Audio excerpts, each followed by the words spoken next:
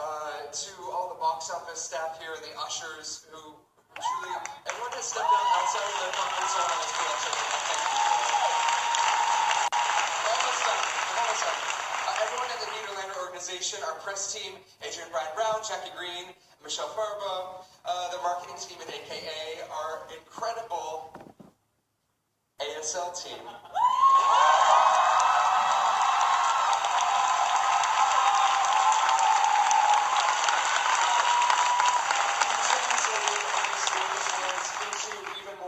Gorgeous sign.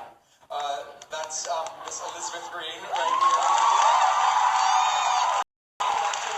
Shoshana Stern and Linda Bow. I also want to thank Sienna Rafter, who helped the department in more ways than I could say. All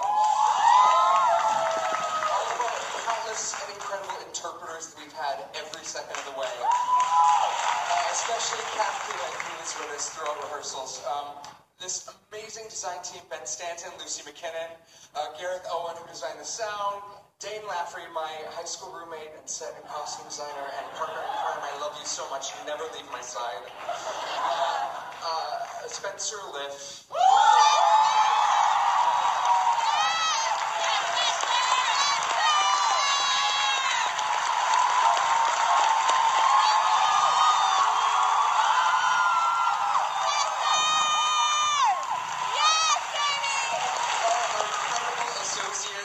Assistants from Alexandria,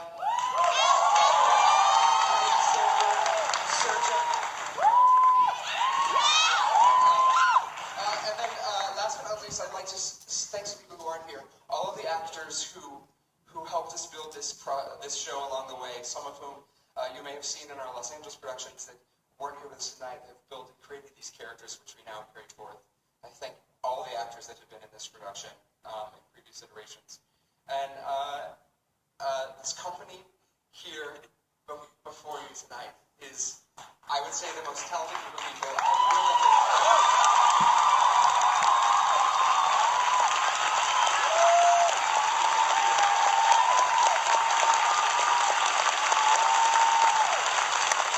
When we started this process, some of them moved across the country for the promise of about $50 a week, just because they wanted to tell this story.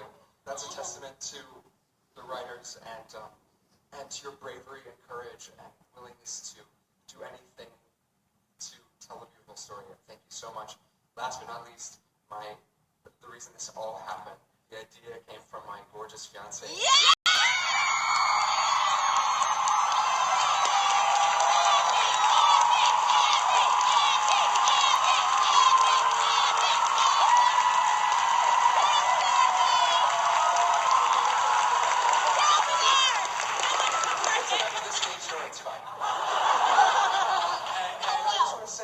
Thank you so much for sharing your hard-earned money on buying tickets, your time and your life and your imaginations with us. It is the highest honor we can receive.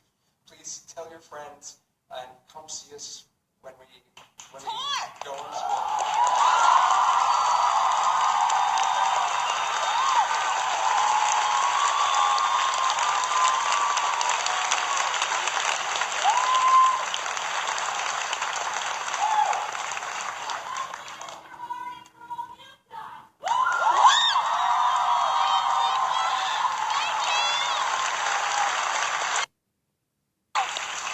Just shouted out, "Thank you, Mr. Arden, for all you've done." I knew what I was going to say, and I'm so moved by the performance by Michael. But in the car on the way down here, my daughter said something about here we are. It kind of feels like we've been down this road before. To which I, of course, said, had Duncan and I written Wicked, we would never have events like this to commemorate.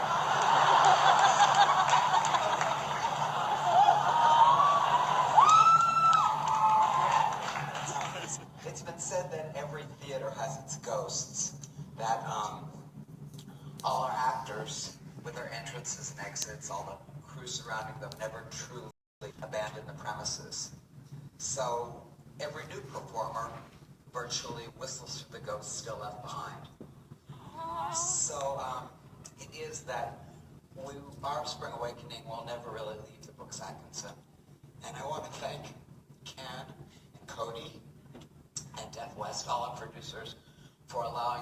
perpetually to haunt this theater.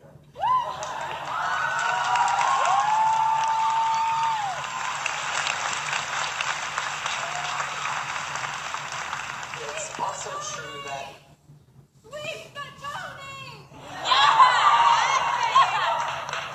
your lips. It's also true that every play on stage, every opera, every dance carries with it not only its lovers, but its ghosts. Every song brings with it all the voices that have sung it. And for 125 years now, Spring Awakening has been begetting ghosts. First written in 1891 by the fearless young Frank Wedekind. To this day, the play remains the most scabrous indictment ever written of adulthood.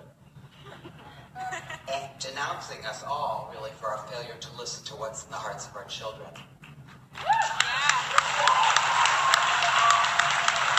How many generations of children now utter these same cries? And how many more cries are there to come? Because as the production history of this play makes so manifestly evident, the general public is still not ready to hear. It was 26 years after Wedekind completed the play that it was first staged by Max Reinhardt in German, its full form in German. It was in Berlin. 89 years, and only at the insistence of Sir Laurence Olivier, that the play was first performed in its unexpurgated form in English. 29 years later, in the wake of the terrible shootings at Columbine, the echoes of which it would seem we're still unwilling to hear, Duncan and I set out to give voice and lend music to those cries. 10 years ago, 10 years later, 7 years, nearly to this day, I stood on the stage of Eugene O'Neill and said, Spring Awakening on Broadway is becoming a ghost. And now, I stand amid this company and spirits about to melt into the air. Just want to thank all of you, Michael, Spencer,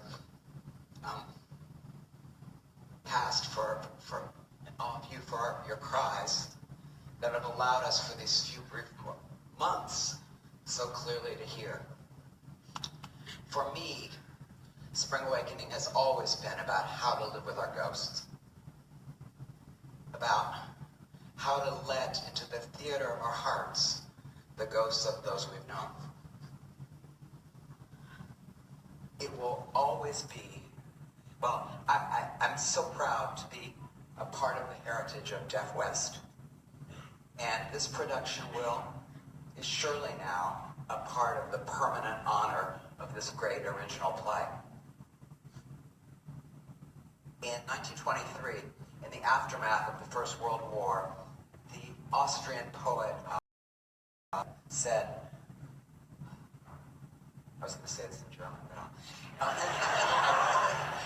oh, who has twisted us like this? That no matter what we do, we are always in the posture of someone going away. Just as the furthest hill reveals its entire valley one last time, the traveler stops, turns, lingers, though we live here, always saying goodbye.